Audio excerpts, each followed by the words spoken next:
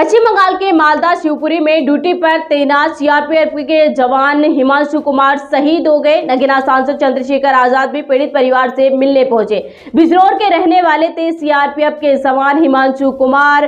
पश्चिम बंगाल के मालदा शिवपुरी में ड्यूटी कर रहे थे। ड्यूटी के दौरान करंट की चपेट में आ गए थे सीआरपीएफ के जवान हिमांशु कुमार और उसके बाद उनका निधन हो गया, वो शहीद हो गए। इसी को लेकर ही चंद्रशेखर आजाद भी बिजनौर के शादीपुर मिलक गांव पहुंचे, जहां पर हिमांशु कुमार जो सीआरपीएफ के जवान हैं उनका पार्थिव शरीर पहुंचा। चंद्रशेखर आजाद वहां पर पहुंचकर श्रद्धांजलि अर्पित की और परिवार से भी मुलाकात की। चंद्रशेखर आजाद ने परिवार से मुलाकात करने के बाद कहा कि एक शहीद एक तरीके से जो देश जवान है हमारा, वो देश की रक्षा करता है, वो जाति धर्म इन सबसे ऊपर उठकर देश के बारे में सोचता है। ये हमारे लिए गर्व की बात होती है। हम सम्मान करते हैं इन तमाम चीजों से ऊपर उठकर एक देश के जवान की। चंद्रशेखर आजाद ने साफ तरीके से ये भी कहा कि हिमांशु कुमार को हमेशा से याद रखा जाएगा, उनकी ये जो अद्वितीय बलिदान है उसे भूला नहीं जाएगा। जब तक हम सब हैं, हम लोग हैं, हमारे शरीर में प्राण है, तब तक यहाँ पर इनको याद रखा जाएगा। चंद्रशेखर आजाद ने यह भी कहा कि हम पूरे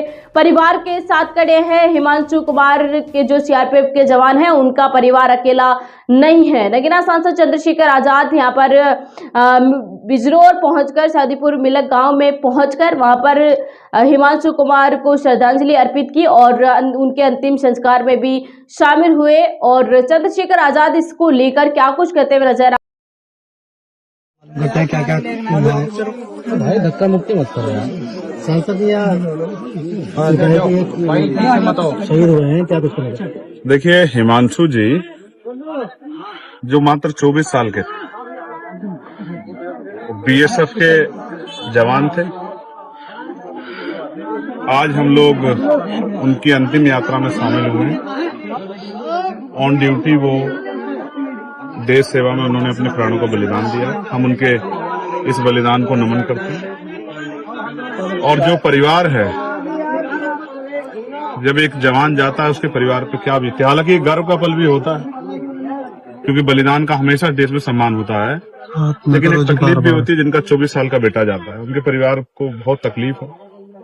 और ऐसे समय मैं और हमारा पूरा क्षेत्र, इस क्षेत्र के लोग, यहाँ के तमाम सम्मानित लोग उस परिवार के साथ खड़े। हमारी आदरांजलि भाई हिमांशु जी को और उनके परिवारों को कुदरती दुख सहने की शक्ति दे। जगत गुरु सतगुरु रविदास जी महाराज उनको इतनी हिम्मत दें कि वो दुख को सह सके। परिवार की इच्छा थी, परिवार की और कोई इच्छा नहीं थी, सिर्फ एक इच्छा थी कि उस बेटे को सम्मान मिलना चाहिए। गांव के लोगों ने उस सम्मान को, उस दर्द को समझा, क्योंकि ये एक परिवार का बेटा नहीं, पूरे क्षेत्र का बेटा है, देश का बेटा है। तो प्रस्ताव हो गया एक शानदार स्मारक जो है भाई हिमांशु जी की याद में हम लोग यहाँ बनवाएंगे। हमने यहाँ अधिकारियों से बात की और यहाँ पर्याप्त उस तरह की जगह है जिसपे एक जो है एक बेटे को जिसने देश के लिए बलिदान दिया उसको सम्मान मिलना चाहिए। मैं अपनी तरफ से पूरी, हाँ वो उनका राइट्स है, मृतक आश्रित की जो नौकरी है वो उनका राइट है, वो उनको मिलेगी। ऐसा अधिकारियों से हमारी बातचीत हुई। और कोई भी अगर कहीं कमी आएगी तो अभी चंद्रशेखर है, उसमें ज्यादा सोचने की जरूरत किसी को नहीं। किसी भी तरह की, हर तरह की उनकी मदद के लिए, उनकी आवाज उठाने के लिए यहाँ सक्षम नेतृत्व है।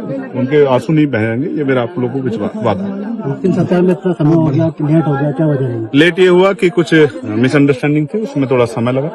हालांकि बाद में सब लोगों ने उस पर सहमति जाहिर की, अधिकारियों ने भी। मैं अधिकारियों का भी धन्यवाद करूंगा। और ये इसी तरह से जो है, आप ये समझिए, अगर जो लोग देश के लिए बलिदान देते हैं अगर उनका सम्मान नहीं होगा तो कौन अपने बेटों को जो है सेना में, अर्धसैनिक बल की जो है नौकरी के लिए, देश की सेवा के लिए, वीआईपी की सुरक्षा के लिए, एयरपोर्ट और तमाम तरह की सुरक्षा के लिए कौन भेजेगा?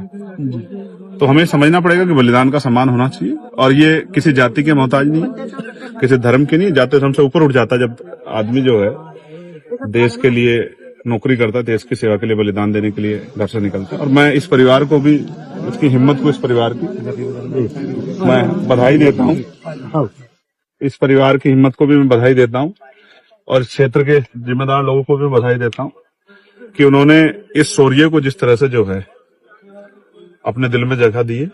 और ये हिमांशु जी अब अमर हो गए। जब तक इतिहास रहेगा इस गांव का, इस क्षेत्र का, हिमांशु जी हमारे दिलों में जिंदा रहेंगे। और मैं फिर दोबारा से प्रार्थना करता हूँ कुदरत से कि उनके भाई जो उनसे बड़े हैं, भाई केशव जी, हमारे यहाँ के प्रधान जी, सब लोग उनके दर्द के साथ खड़े हैं और उनके साथ खड़े हैं।